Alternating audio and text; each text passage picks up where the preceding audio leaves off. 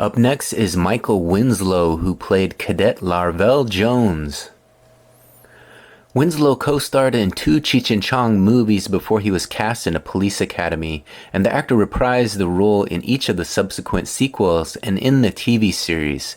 His digital credits include New Kids on the Block animated series and Robot Chicken.